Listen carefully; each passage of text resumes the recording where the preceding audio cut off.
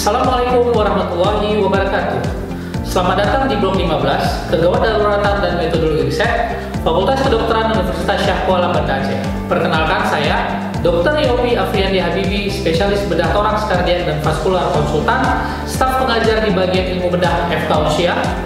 Pada kesempatan kali ini, saya akan membahas tentang kegawat daruratan di bidang bedah toraks dan vaskular.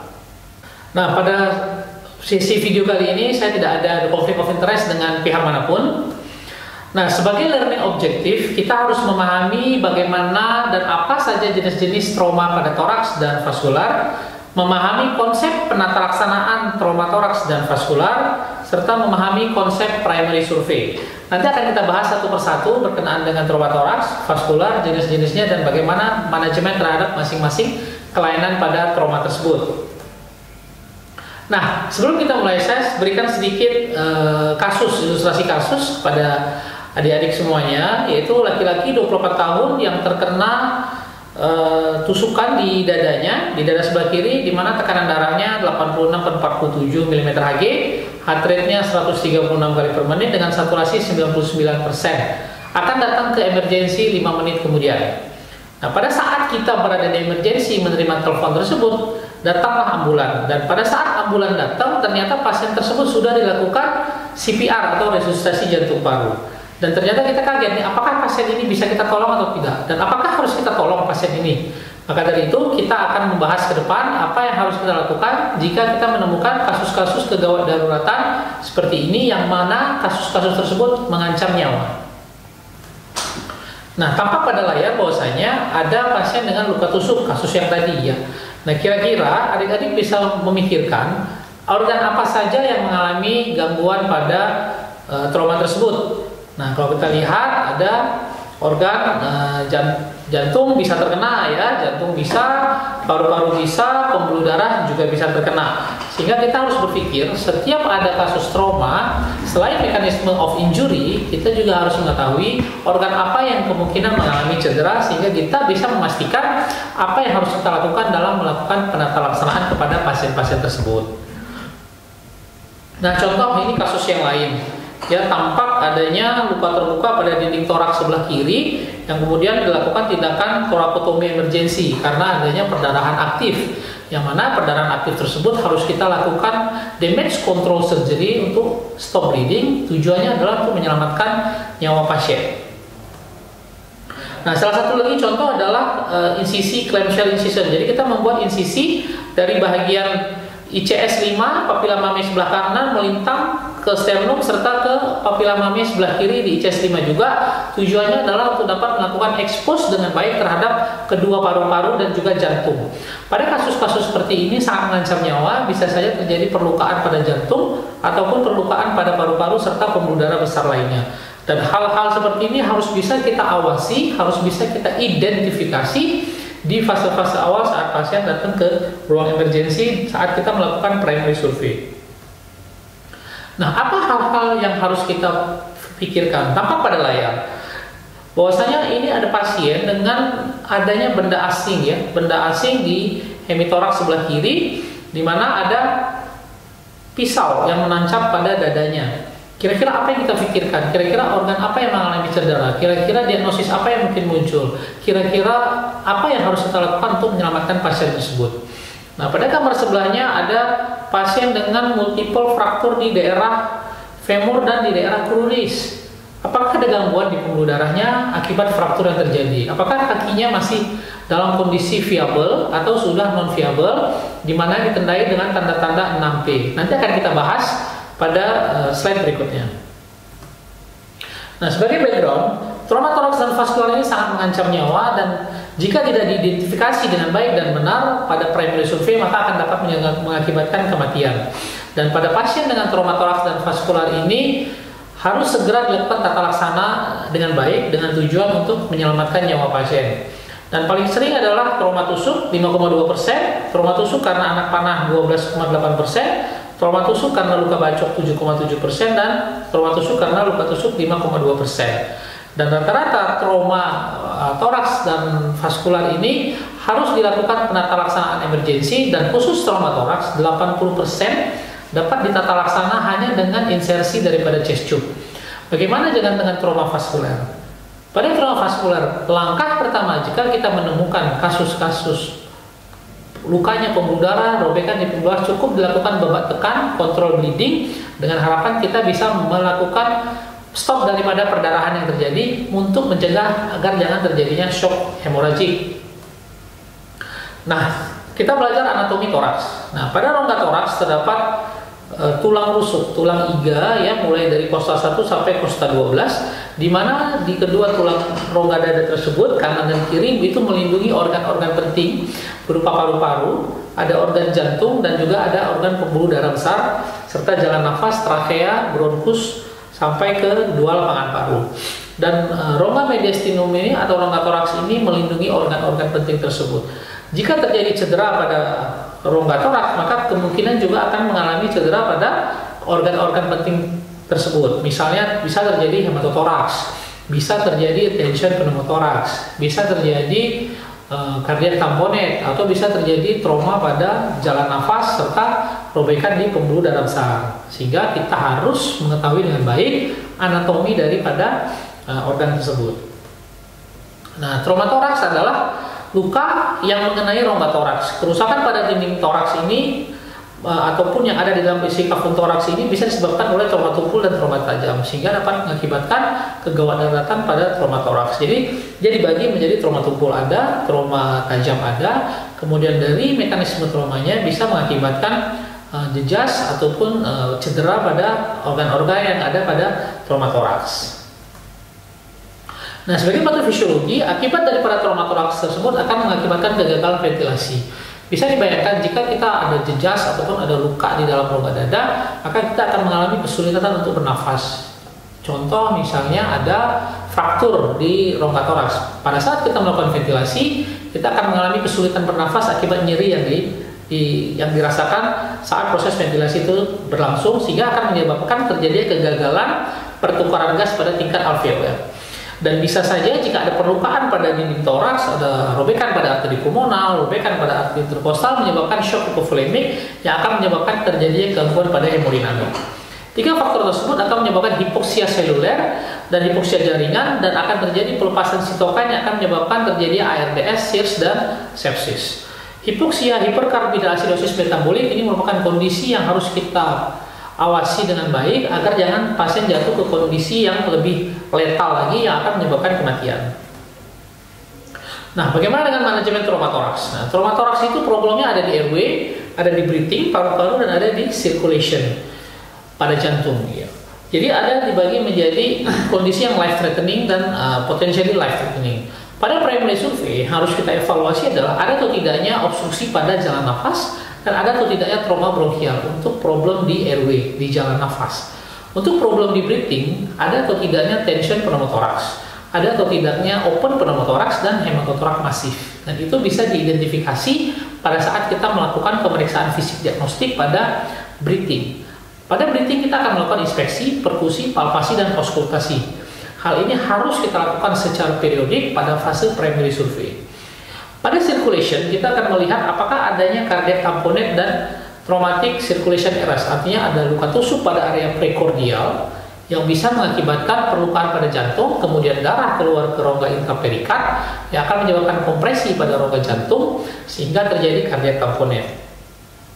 Nah, pada secondary survey, setelah kita melewati primary survey, kita akan masuk ke secondary survey. Pada secondary survey, kita akan mungkin menemukan hal-hal yang tidak life threatening tapi emergency, seperti simple pneumotoraks, hematotoraks, flare chest, contusio paru, dan ruptur daripada diafragma untuk problem di breathing. Sedangkan problem di sirkulasi adalah contusio kardiak dan laserasi pada aorta. Nah, ini adalah beberapa kondisi life threatening seperti tadi yang sudah saya sampaikan. Ada airway obstruction, tension pneumotoraks, open pneumotoraks, flare chest. Dan ada hal yang bersifat emergensi yang harus kita lakukan tata laksana secara cepat untuk menyelamatkan nyawa, yaitu masif hematotoraks dan cardiac tamponade. Jika ini terjadi, kita perlu melakukan emergency department thoracotomy. Artinya, kita perlu segera melakukan tindakan pembedahan. Seperti di awal tadi saya sampaikan, pada trauma toraks 80% bisa diselesaikan secara konservatif dengan menggunakan chest tube. Namun 20%, 15-20% harus dilakukan tata laksana secara emergensi. Contohnya pada kasus masif hematotoraks dan kardiak tamponet yang membutuhkan emergensi departemen torakotomi. Nah, kemudian kita beralih kepada konsep penata laksanaan pasien dengan trauma toraks dan vaskular. Yang paling penting adalah yang diajarkan di ATLS, nanti adik-adik akan menjadi dokter, kemudian akan mengikuti kursus ATLS. Pada awalnya akan saya brief sedikit bagaimana manajemen pasien dengan trauma. Yang kita lakukan adalah primary survey. Apa itu primary survey? Airway, breathing, circulation, disability, dan exposure. Kelima komponen ini tujuannya adalah untuk mengidentifikasi ada atau tidaknya kondisi life threatening yang mengancam nyawa pada pasien. Dan ini dilakukan pada pasien dengan trauma. Apapun jenis traumanya, yang kita lakukan adalah primary survey. Jika primary survey sudah selesai, kita lakukan reevaluasi kembali pada primary survey. Kemudian, jika pasien dalam kondisi stabil, baru kita lanjutkan ke secondary survey. Yang perlu diingat adalah primary survey adalah tempat kita mengidentifikasi kelainan ataupun kondisi-kondisi life threatening. Tidak pernah ada secondary survei sebelum primary survei selesai. Jika pasien dalam kondisi shock hipovolemik akibat perdarahan, perlu pertolongan segera, maka harus diselesaikan di primary survey. Kemudian kita harus menata laksana kondisi yang paling emergensi terlebih dahulu. Jangan mengurusi hal-hal yang tidak penting yang berkenaan dengan proses penyelamatan pasien. Definitif diagnosis tidak begitu penting. Yang penting kita identifikasi ada nggak gangguan di airway, pasien sesak nafas, pasien ada emfisema subkutis, pasien ada gerakan paradoksal yang menyebabkan gangguan ventilasi. Itu harus kita identifikasi. Setelah itu mungkin baru kita bisa menegakkan diagnosis.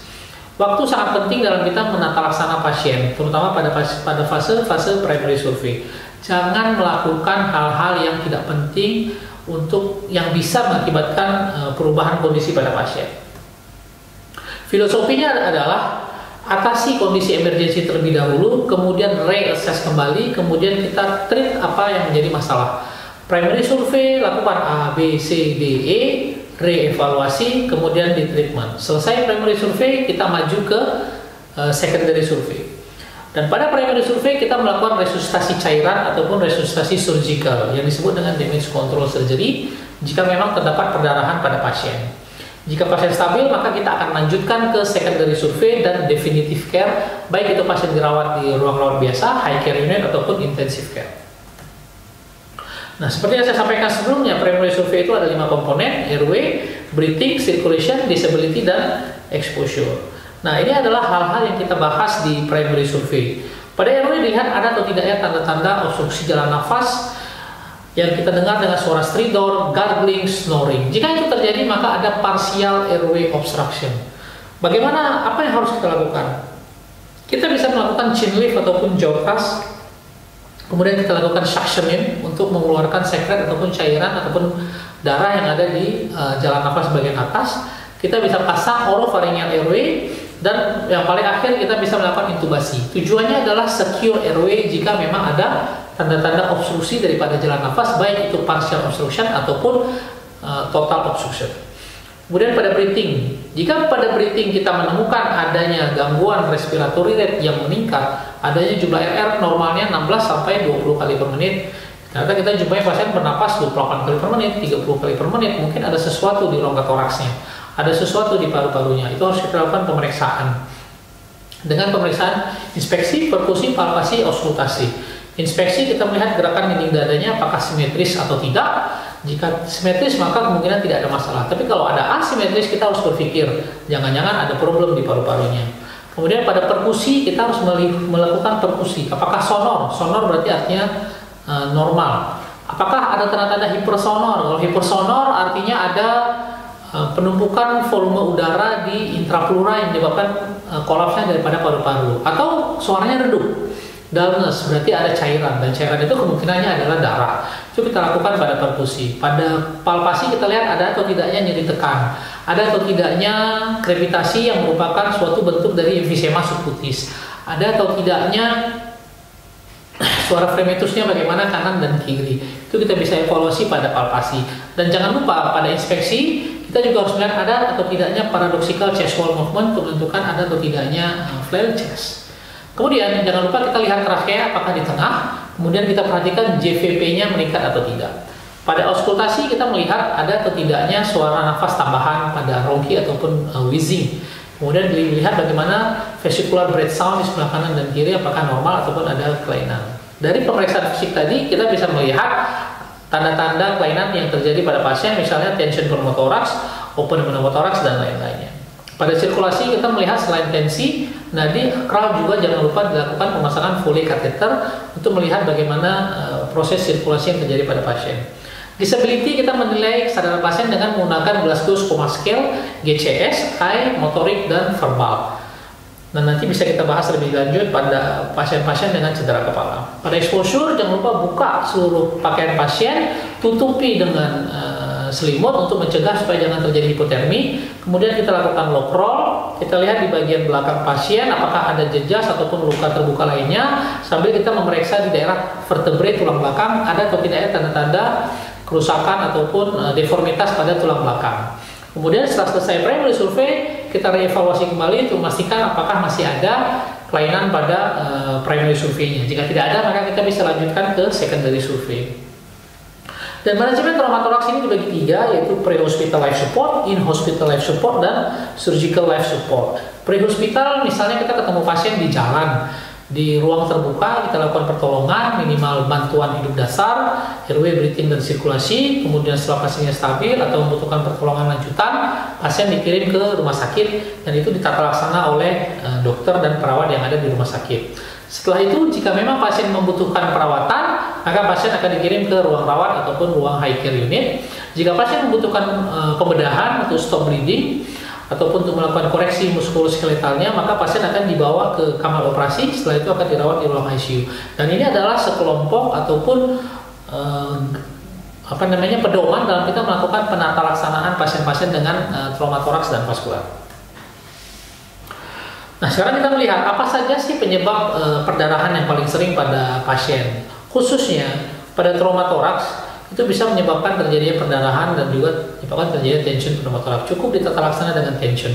Ada 5 tempat yang harus kita perhatikan adik-adik semuanya. Yang pertama adalah mulai dari bagian atas rongga toraks, kemudian abdomen, kemudian pelvis, muskuloskeletal, tulang panjang, dan juga daerah retroperitoneal. Itu merupakan 5 tempat yang harus kita evaluasi jika ada pasien trauma yang datang dengan shock hipoflemik, artinya ada pendarahan.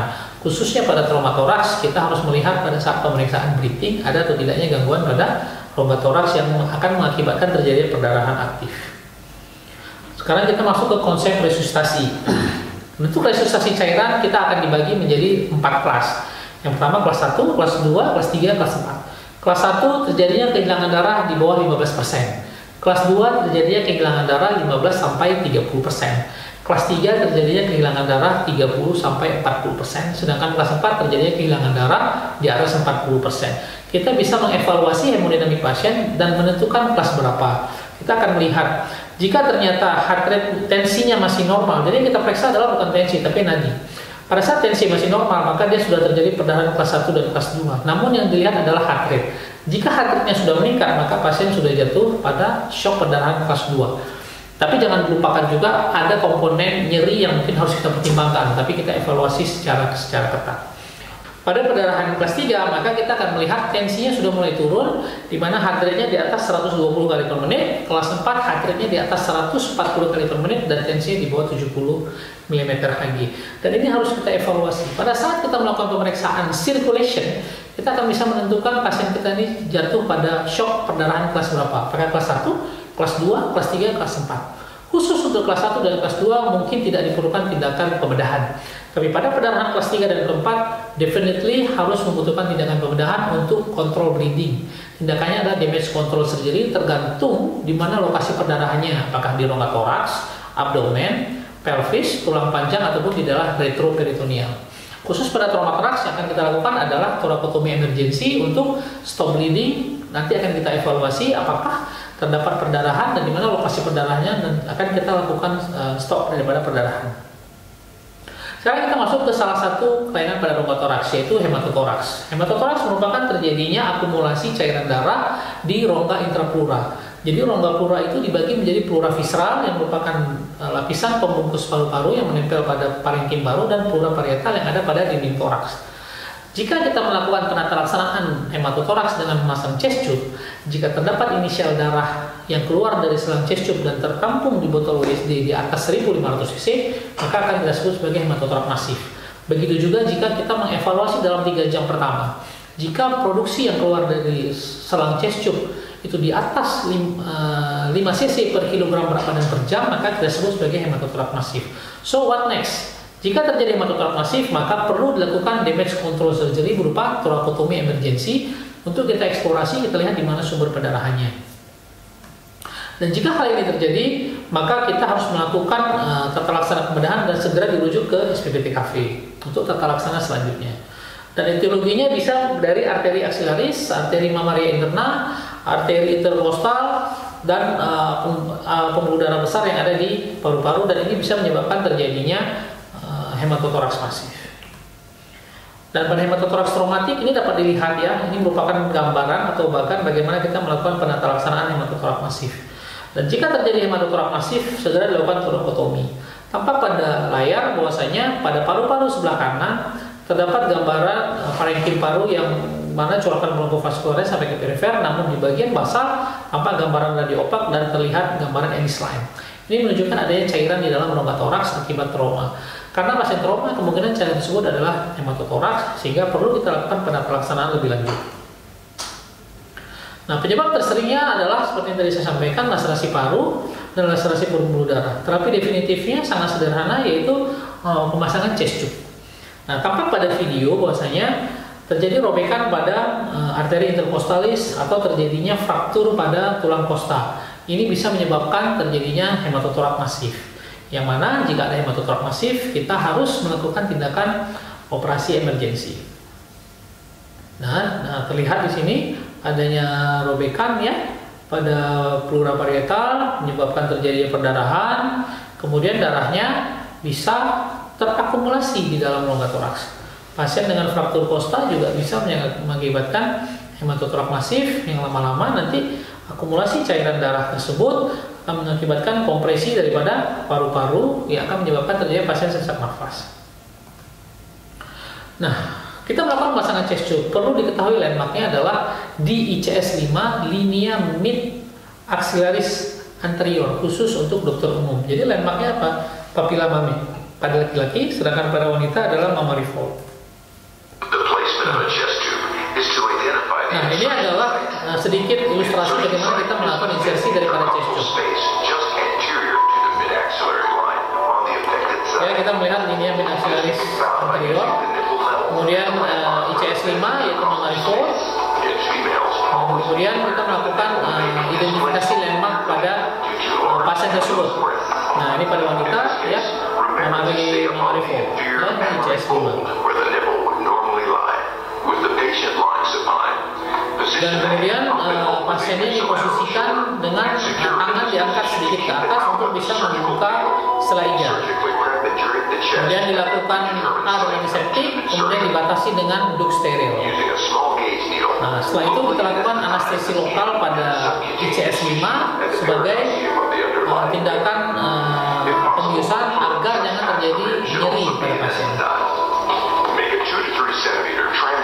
Kemudian kita lakukan insisi pada kulit untuk sebagai jalan masuk ke dalam rongga toraks. Kemudian dilakukan diseksi secara tubuh untuk bisa sebagai track kita masukkan chest tube-nya. Nah, tampak pada layar, pada saat kita lakukan diseksi tumpul, maka akan menembus pleura parietal. Dari pleura parietal tersebut akan terbentuk track ataupun jalur tempat chest tube-nya masuk. Yang paling penting adalah harus diperhatikan jangan melakukan tracking di bawah daripada kosta karena ada arteri dan vena interkostalis. Lalu melakukan trackingnya adalah di atas kosta.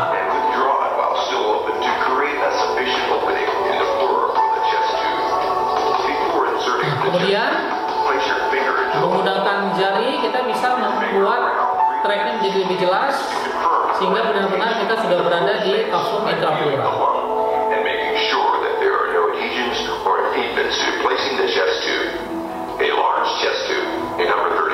Kemudian kita persiapkan chest tube-nya. Di selang chest tube tersebut ada lubang yang tujuannya adalah untuk mengeluarkan cairan ataupun udara yang ada di kafum intrapleura. Kemudian chest tube-nya diklem. Nah, setelah itu kita masukkan chest tube ke kafum intrapleura melalui trek yang tadi sudah kita buat.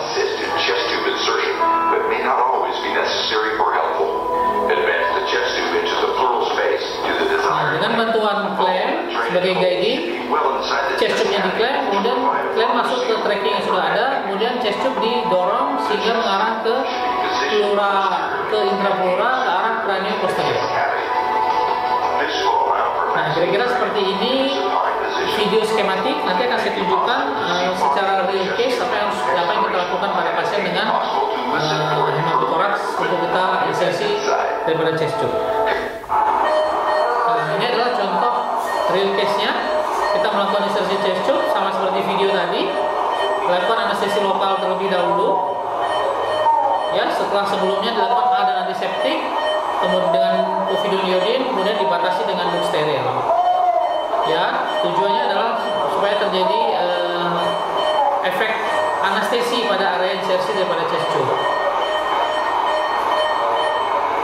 Kemudian saat kita melakukan anestesi lokal, kita bisa sekaligus melakukan aspirasi pada cairan yang ada di rongga intrapleura. Tujuannya sebagai sampel. Nah, pada kasus kali ini adalah pasien dengan pleural effusion. Cuman yang ingin saya perlihatkan adalah bagaimana kita melakukan chest tube pada pasien yang sesungguhnya. Kemudian dengan menggunakan bantuan pisau 11 kita lakukan insisi pada landmark ICS 5.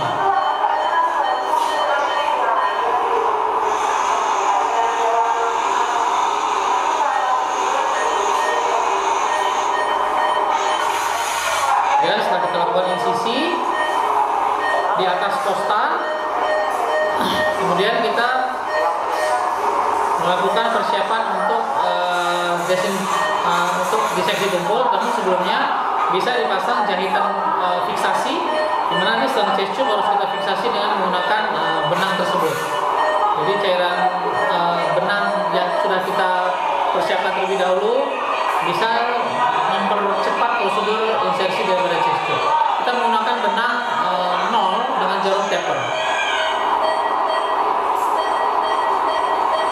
Nah, setelah selesai kita melakukan penjahitan untuk jahitan fiksasi, kemudian kita akan melakukan diseksi tumpul kepada pasien.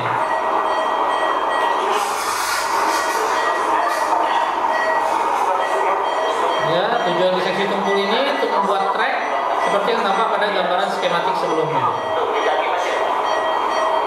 Ya, setelah tembus ke kafum intrapleura, maka chest tube-nya akan kita masukkan ke kafum intrapleura.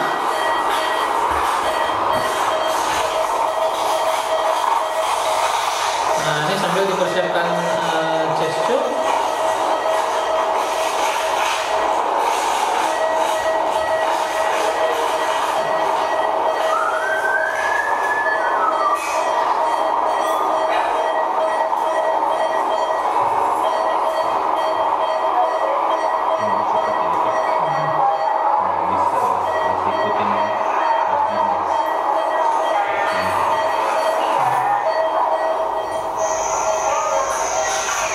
Nah, kemudian selang chest tube-nya kita masukkan melalui track yang tadi sudah kita buat secara perlahan-lahan ke arah kranio posterior.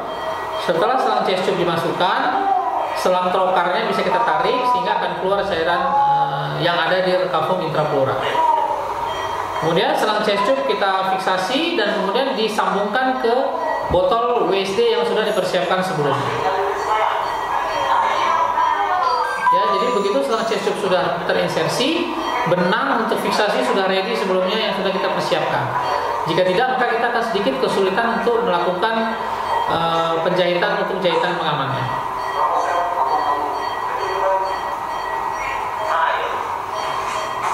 Ya, jadi dilakukan simpul sebanyak 10 kali melingkar, nanti diakhiri dengan simpul hidup. Tujuannya apa?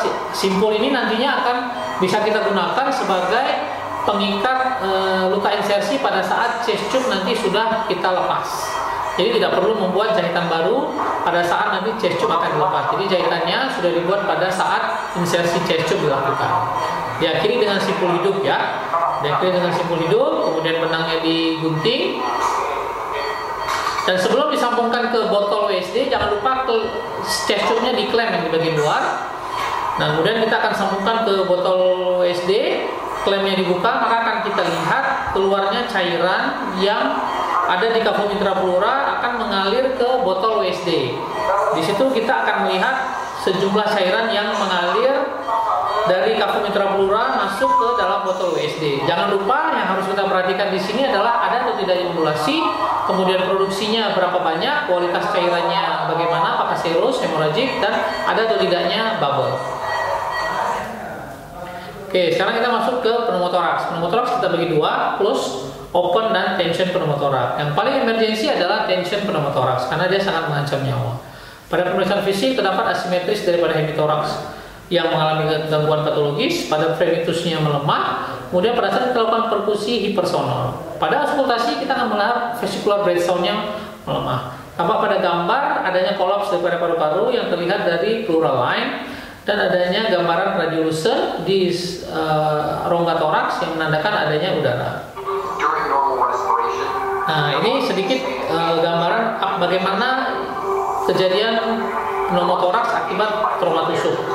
Jadi paru-paru akan ditutupi oleh pleura, jadi ada pleura visceral dan adanya pleura parietal. Ya.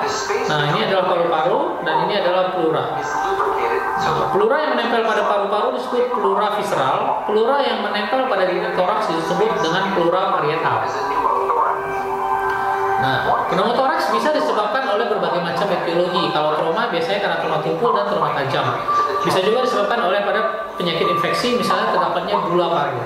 Pada trauma tajam maka akan terjadi penusukan pada rongga toraks sehingga menembus ke pleura visceral sehingga terbentuklah luka pada pariti paru-paru. Pada saat pasien melakukan ventilasi, maka udara yang keluar dari defek tersebut akan terkumpul di kafum intrapleura yang menyebabkan lama-kelamaan terjadinya penumpukan volume udara yang akan mengakibatkan kolaps daripada paru-paru. Hal ini bisa terjadi juga akibat daripada multiple bula yang pecah ataupun black paru yang bisa menyebabkan robekan di pleura visceral yang lama-lama nanti akan terjadi pneumotoraks. Kondisi yang paling emergensi dari pneumotoraks adalah tension pneumotoraks yang itu sangat mengancam nyawa. Nah, pada tension pneumotoraks ini diagnosa ditegakkan secara klinis. Tidak boleh menunggu konfirmasi radiologis. Jadi, sengaja saya marking pada slide tanda cross merah, kita tidak boleh melakukan pemeriksaan radiologis untuk menegakkan diagnosis tension pneumotoraks. Kenapa? Karena pada tension pneumotoraks terjadinya kompresi di kafum intrapleura yang akan mengakibatkan pendorongan daripada organ mediastinum, jantung dan pembuluh darah besar serta jalan nafas yang mengakibatkan pasien respiratory distress, kemudian terjadinya shock hypovolemic tipe obstruktif. Nah, tanda awalnya adalah ditemukannya sesak nafas, kemudian adanya deviasi trakea ke arah kontralateral dan peningkatan daripada JVP dan tanda-tanda shock. Tampak pada gambar, ini adalah suatu foto toraks yang dilakukan pada pasien dengan trauma toraks dengan diagnosis tension pneumotoraks, di mana kita lihat adanya pelebaran daripada sela iga, udara sudah melewati daripada mediastinum, jantung sudah terdorong ke daerah kontralateral sebelah kiri, diafragma kanan terdorong ke bawah akibat kompresi, dan juga trakea terdorong atau deviasi ke arah kontralateral. Jika adik-adik menemukan foto toraks seperti ini dan kecurigaannya suatu pneumotoraks, maka jangan disebut sebagai suatu pneumotoraks, tapi disebut sebagai tension pneumotoraks akibat adanya pendorongan di kafum intrapleura yang mengakibatkan deviasi trakea, deviasi ataupun pendorongan mediastinum serta pelemaran sela iga dan pendorongan mediastinum.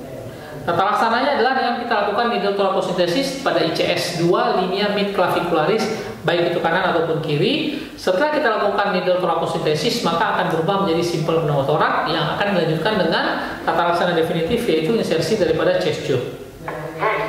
Nah, tampak pada layar bahwasanya ini suatu kejadian di mana seorang laki-laki pada saat di medan perang tertembak di dada sebelah kanan.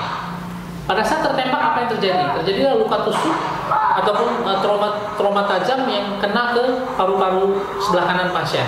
Pasien kemudian mengeluh sesak nafas berat. Pada saat pasien mengeluh sesak nafas berat, terjadi pengumpulan udara yang berlebih, terus menerus sehingga mengakibatkan kolaps daripada paru-paru. Setelah paru-parunya kolaps, maka udara yang tadi terus menerus terakumulasi akan menyebabkan kompresi daripada jantung. Karena kompresi daripada jantung bisa mengakibatkan penurunan preload, penurunan tekan darah akibat atrium kanan, vena cava superior dan inferiornya kolaps sehingga preloadnya terganggu. Setelah itu terjadilah tension. Nah, tampak pada gambar paru-parunya kolaps. Paru-parunya kolaps, jantungnya mulai denyutnya jadi tidak baik, dan ini adalah bekas luka tembaknya tadi.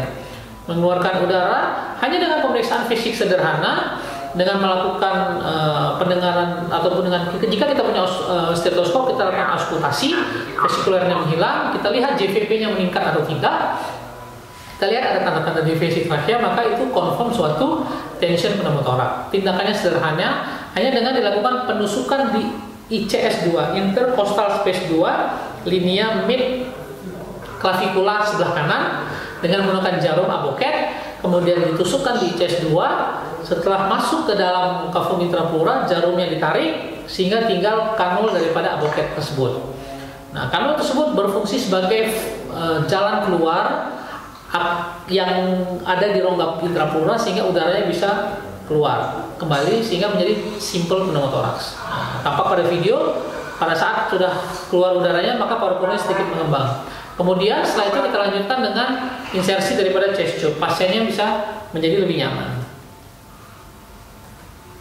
Ya, ini tension pneumotoraks bukan suatu kondisi life threatening. Nah, kemudian open pneumotoraks. Open pneumotoraks artinya ada hubungan antara rongga intrapleura dengan dunia luar. Tanda patognomonisnya adalah adanya sucking chest wound. Misalnya ada luka tusuk, namun tidak bisa kita lihat rongga intrapleuranya, kita tidak bisa melihat paru-parunya, tapi ada bunyi sucking chest wound seperti misalnya kita menghisap minuman di dalam sebuah botol yang sudah habis. Seperti itu. Nah, itu artinya sucking chest wound, artinya positif open pneumotoraks. Tanda tata laksana sederhananya adalah bisa kita lakukan plester 3 sisi, hanya 3 sisi yang dilakukan penutupan dengan plester, sementara satu sisinya lagi kita biarkan. Tujuannya apa? Agar udara yang pada saat pasien melakukan inspirasi udara tidak bisa masuk, pada saat ekspirasi udara bisa keluar sehingga bisa mencegah terjadinya tension pneumotoraks. Nah, ini adalah contoh kasus yang kita jumpai di rumah sakit kita, pasien dengan luka tusuk, kemudian benda tajamnya masih tertinggal pada dada pasien sehingga menyebabkan terjadinya open pneumotoraks. Nah, tampak pada gambar bahwasanya ada udara yang keluar masuk. Nah, ini artinya open pneumotoraks. Nah, ini harus bisa kita identifikasi di fase primary survey. Artinya jika ini terjadi cukup dilakukan plester 3 sisi. Untuk benda asingnya perlu dilakukan tindakan pembedahan. Nah, yang kita lakukan adalah pasien dibawa ke kamar operasi, kemudian kita keluarkan atau kita cabut pisaunya dengan bantuan fluoroskopi dan guiding VATS. Nah, tampak pada layar bahwasanya pada video pisau ditarik secara perlahan dengan guiding kamera. Jadi bisa kita lihat secara afu bahwasanya pisau tersebut tidak mencederai pembuluh darah besar. Nah, ini tampak ujung pisau menempel pada aorta descendens. Dengan bantuan VATS, maka pisau tersebut ditarik secara perlahan dan bisa dikeluarkan dengan jelas tanpa mencederai pembuluh darah besar lainnya. Kemudian kita masuk ke bab flail chest. Flail chest adalah suatu kondisi yang mengancam nyawa di mana terjadinya fraktur segmental pada iga. Syaratnya adalah melibatkan 2 iga, letaknya berurutan, lokasi frakturnya di anterolateral dan terdapat paradoxical chevron movement.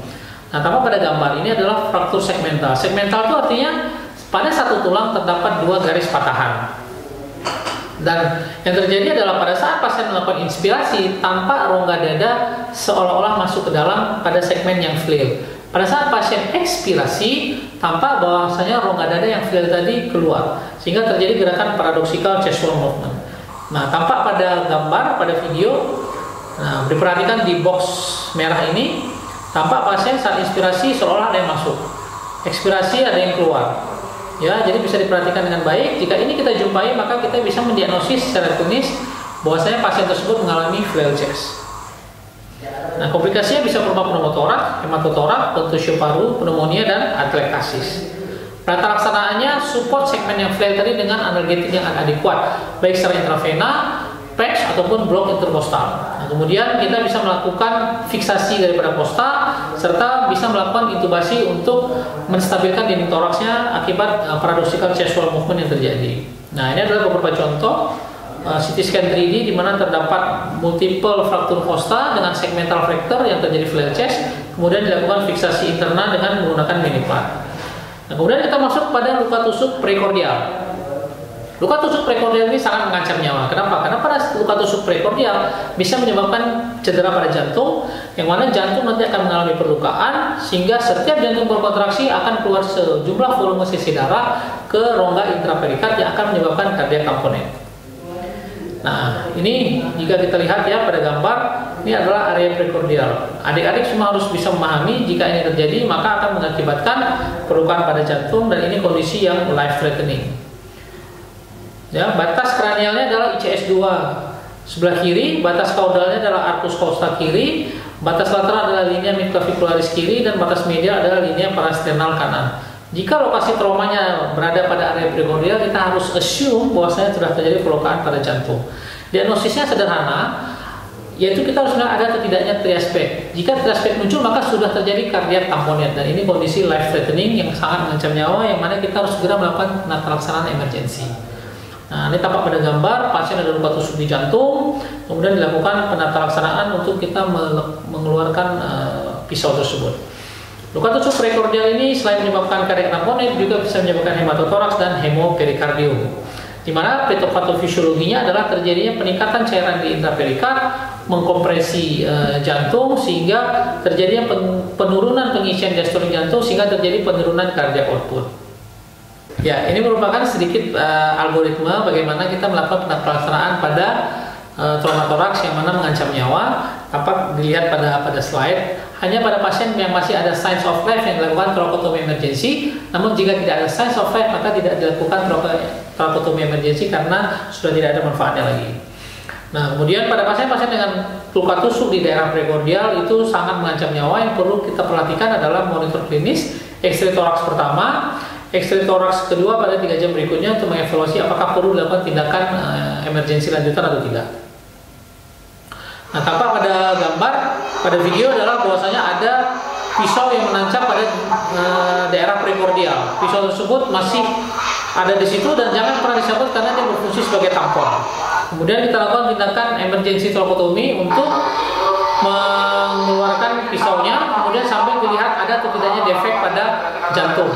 Perlukaan yang ada pada jantung itulah yang mengakibatkan adanya perdarahan menumpuk di rongga intraperikard sehingga menekan jantung dan terjadi cardiac tamponade.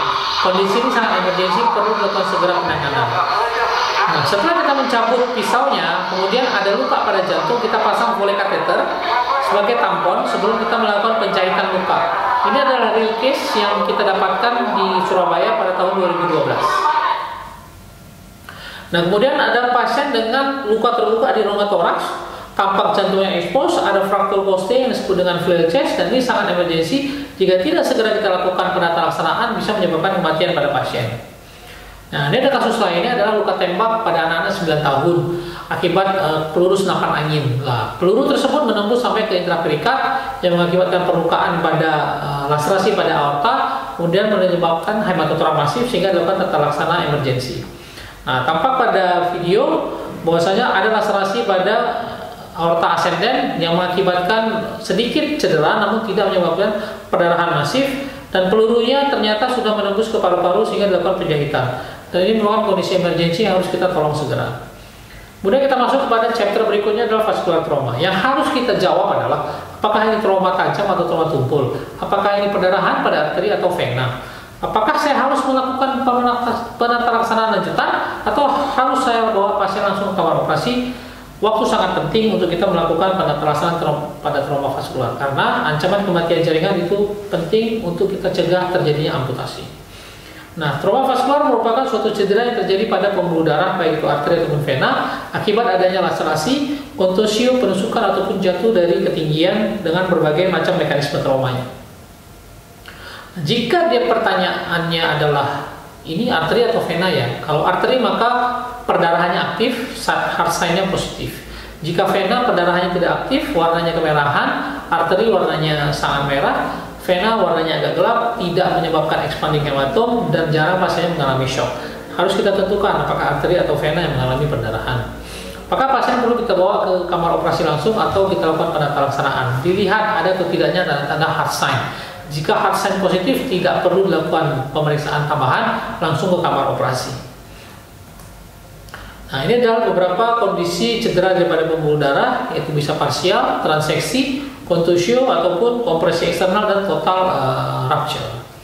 Ini merupakan tanda-tanda heart sign yang perlu kita ketahui bersama. Heart sign merupakan tanda pasti di mana terjadinya trauma vaskular, yaitu adanya active bleeding ataupun pulsatile bleeding, adanya pulselessness atau tanda-tanda ischemia, adanya expanding hematom, dan adanya bruit atau trill.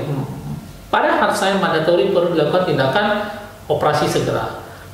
Tanda-tanda iskemiknya apa saja? Ada 6P, yaitu pallor, kepucatan, pulselessness, melemahnya pulsasi arteri, pain, nyeri, parestesi, rasa kebas, paralisis, tidak merasakan apapun sama sekali, poikilotrima, perubahan warna kulit dari yang warna sehat menjadi warna tidak sehat, dan terasa dingin. Jika itu muncul, maka itu disebut sebagai tanda-tanda heart sign dan pasti telah terdapat trauma vaskular. Mendiagnosisnya adalah dengan anamnesis, pemeriksaan fisik, dan pemeriksaan penunjang. Anamnesis kita tanyakan bagaimana mekanisme traumanya. Pemeriksaan fisik dilihat ada atau tidaknya heart sign, dilakukan dengan pemeriksaan inspeksi, palpasi, auskultasi, dan pemeriksaan ankle brachial index jika diperlukan. Penunjang, jika heart sign positif tidak perlu penunjang. Jika soft sign positif perlu dilakukan penunjang seperti USG Doppler, CT angio, dan angiografi. Ini adalah algoritmenya di mana pasien dengan heart sign positif langsung dilakukan tindakan operasi segera tanpa kita menunggu lebih lama lagi untuk melakukan pemeriksaan tambahan. Prinsipnya adalah kita melakukan control bleeding. Ya, khusus trauma vaskular tidak sama seperti trauma lainnya. Pada trauma vaskular C, A, B, C. C-nya adalah control bleeding, kemudian dilanjutkan dengan airway breathing circulation. Kenapa? Control bleeding itu bisa mencegah terjadinya hypovolemic shock yang berkepanjangan. Nah, untuk tata laksananya kita lakukan penekanan pada tempat yang cedera, bisa dengan obat tekan, bisa dengan tourniquet, bisa dengan direct pressure, ya, untuk menghentikan perdarahan. Kemudian dilakukan terapi operatif jika heart sign yang positif, baik itu secara open surgery ataupun secara endovaskular. Nah, untuk tindakan operatif bisa berupa direct suturing ataupun dengan menggunakan vein patch, transeksi bisa dengan direct suturing ataupun kita gunakan graft. Nah, kasus pertama laki-laki 23 tahun kecelakaan motor, dirawat 4 hari. Setelah dilakukan tindakan emergensi di HCU, pasien mengeluh nyeri pada kaki, kebiruan tanpa tanda-tanda akut ischemik, dilakukan emergensi revaskularisasi dengan bantuan hybrid procedure. Nah, ini adalah kamar operasi kita di mana kita melakukan tindakan prosedur operasi toraks, kardiak, dan vaskular. Nah, tampak pada gambar warna kaki sudah mulai kebiruan, ya, perabanya dingin, pulsasi arteri dorsalis pedis tibialis anterior tidak teraba, dan dicurigai sebagai suatu trauma vaskular yang ada trombus ataupun ruptur. Nah, ini adalah gambaran kerusakan di daerah muskuloskeletalnya, tanpa ada fraktur di daerah femur dan di daerah tibia fibula. Kemudian kita lakukan diagnostik arteriografi, tampak bahwasanya kontras tidak mengalir sampai ke daerah poplitea, sehingga diputuskan kemungkinan ada cedera pada pembuluh darah. Dan ternyata setelah dilakukan eksplorasi, pembuluh darahnya intak, dievaluasi lebih lanjut ternyata didapatkan trombus. Ternyata trombus inilah yang mengakibatkan terjadinya akut ischemik pada pasien tersebut. Pasca tindakan kita lakukan reevaluasi kembali, ternyata kontras hanya mengalir sampai ke daerah poplitea bagian proksimal. Kemudian dilakukan reevaluasi kembali di bagian distal, dilakukan trombektomi retrograde, ternyata juga didapatkan trombus. Dilakukan evaluasi kontras kembali, ditemukan darah sudah mengalir sampai ke daerah kruris, tampak cabang daripada trifurcatio dengan hasil yang baik. Terbukti pasca operasi saturasi di kelima jari sudah di atas 95% dan akral menjadi hangat dan kakinya bisa diselamatkan. Jika tidak, maka kita harus melakukan amputasi pada kaki tersebut. Kasus berikutnya adalah luka bacok pada daerah lengan sebelah kanan, di mana ditemukan adanya ruptur daripada arteri brachialis dan vena brachialis, dilakukan reseksi anastomosis end-to-end dengan interposisi graft. Nah, kasus ketiga juga kasus yang sama, kita lakukan bypass graft pada arteri brachialis, vena basilica, dan vena brachialis dengan menggunakan graft vena vena magna, dilakukan secara reverse vein graft. Nah, kasus keempat, laki-laki 42 tahun, kecelakaan di daerah femurnya, testisnya keluar, kemudian terdapat ruptur pada arteri, dirujuk dari rumah sakit daerah, Kemudian kita sarankan untuk dilakukan temporary intravascular shunting untuk mencegah supaya jangan terjadi akut ischemic. Sampai di Rumah Sakit Zainal Abidin kita lakukan revaskularisasi. Nah, tampak pada gambar ada luka pada daerah inguinal, kemudian dipasang intravascular shunting. Tujuannya adalah agar darah dari iliaka tetap bisa mengalir sampai ke bagian distal untuk mencegah supaya jangan terjadinya limb ischemic. Sampai di kita lakukan trombektomi di proksimal dan distal, kemudian kita lakukan bypass interposisi graft dengan hasil baik dan kaki bisa kita selamatkan. Ini ada contoh lain berupa vein patch angioplasty, di mana ada partial rupture pada pembuluh darah arteri ditutup dengan vena untuk bisa mendapatkan diameter arteri yang sesuai dengan kondisi normalnya. Interposisi graft artinya kita membuat bypass dari daerah proksimal dan distal graft, di mana jaraknya ataupun gapnya adalah di atas 2 cm dengan menggunakan vena savena magna. Pertama sekali kita lakukan anastomosis di distal, kemudian baru dilanjutkan dengan anastomosis di daerah proksimal. Nah, Reboa ini adalah suatu teknologi yang saat ini kita gunakan untuk bisa mencegah terjadinya prolonged shock pada pasien-pasien dengan trauma misalnya di abdomen, di mana terjadi perdarahan di daerah lien ataupun di daerah renal ataupun liver, di mana kita bisa memasang sebuah balon oklusif melalui aksesnya arteri femoralis masuk ke arteri iliaka, aorta descendens, bahkan sampai ke aorta thoracalis untuk dilakukan occlusion sementara untuk menghentikan perdarahan. Selanjutnya akan dilakukan tata laksana definitif. Nah, ini tampak pada gambar bahwasanya akses melalui arteri femoralis kiri masuk ke daerah aorta abdominal bisa sampai ke aorta descendens. Nah, pada awalnya kateter tersebut balonnya masih menutup, kemudian kita lakukan inflasi, maka akan menyebabkan balon terbuka sehingga perdarahan di daerah abdominal ataupun di daerah pelvis bisa dihentikan secara sementara, yang mana nanti akan dilanjutkan dengan tata laksana definitif. Sebagai summary, thoracic trauma merupakan kondisi yang kritis. Sebagai dokter yang nantinya kita akan merawat pasien tersebut, maka primary survey adalah critical point yang harus kita lakukan dengan baik, dimana kita bisa mengidentifikasi trauma-trauma yang terjadi pada rongga toraks, yang mana potensialnya bisa sangat-sangat mengancam nyawa dan mungkin membutuhkan tindakan emergensi departemen torakotomi. 80% pasien trauma toraks dapat ditata laksana secara konservatif hanya dengan memasang chest tube. Emergency prosedur jika memang diperlukan pada pasien tersebut harus dilakukan segera, di mana tujuannya adalah untuk life saving. 1 dari 4 pasien dapat kita selamatkan pada pasien-pasien yang membutuhkan emergency departemen torakotomi. Dan emergency departemen torakotomi merupakan bagian dari suatu damage control surgery. Sebagai dokter, jika kita menemukan pasien-pasien tersebut, maka harus kita identifikasi dengan baik pada primary survey, kemudian kita lakukan penata laksanaan, assessment, apakah pasien tersebut membutuhkan penata laksanaan lebih lanjut berupa damage control surgery atau cukup dengan insersi chest tube saja. Pada vascular trauma, yang paling penting adalah kita lakukan resusitasi cairan dan stop bleeding. Kenapa? Karena pada vascular trauma, perdarahan aktif yang terjadi bisa mengakibatkan prolonged shock. Prolonged shock bisa kita atasi dengan stop bleeding jika perdarahannya di eksternal. Jika perdarahan di internal, maka kita lakukan stop bleeding dengan tindakan operatif. Kemudian mengevaluasi viabilitas daripada jaringan itu sangat penting untuk mencegah supaya jangan terjadinya amputasi, dan kita bisa melakukan definitive repair pada pasien-pasien dengan trauma vaskular. Intervensi dini pada pasien dengan trauma vaskular itu sangat penting untuk mencegah supaya jangan terjadi amputasi. Pasca tindakan perlu kita lakukan rehabilitasi agar tungkai yang sudah kita selamatkan ataupun tungkai yang tidak bisa kita selamatkan masih dapat berfungsi dengan baik. Nah, terima kasih saya ucapkan kepada adik-adik semua yang sudah menonton video acara ini. Mudah-mudahan apa yang sudah kita diskusikan pada hari ini dapat bermanfaat dan dapat menambah khazanah ilmu pada kita semua, dan dapat menjadikan modal ataupun bekal pada kita semua untuk dapat membantu pasien yang insya Allah nanti akan kita temukan dan akan kita bantu semaksimal mungkin agar mereka mendapatkan pelayanan yang terbaik.